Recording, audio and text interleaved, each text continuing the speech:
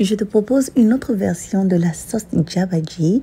Bienvenue sur ma page Bainiya Cuisine. J'espère que tu vas bien. Aujourd'hui, c'est une autre version de Djabaji. Alors, sans trop tarder, voici la recette. Je vais faire cette recette avec la viande de mouton. Donc là, c'est des jarrets de mouton que je vais saler.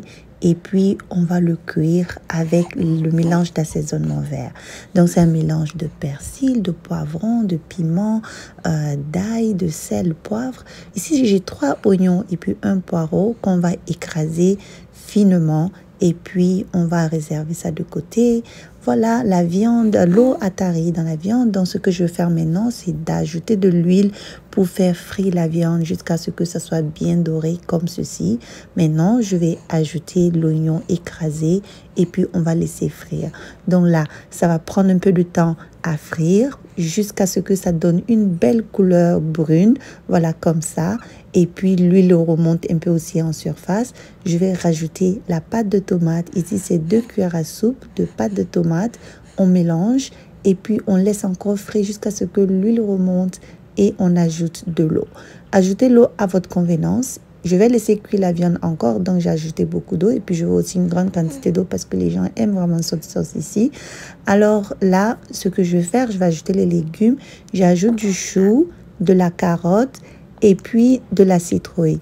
La citrouille va cuire plus vite, donc je vais l'enlever au cours de la cuisson parce que ça cuit vraiment très vite. Pendant que les légumes sont en train de cuire, je vais passer au mélange d'assaisonnement qui va donner un super bon goût à cette sauce.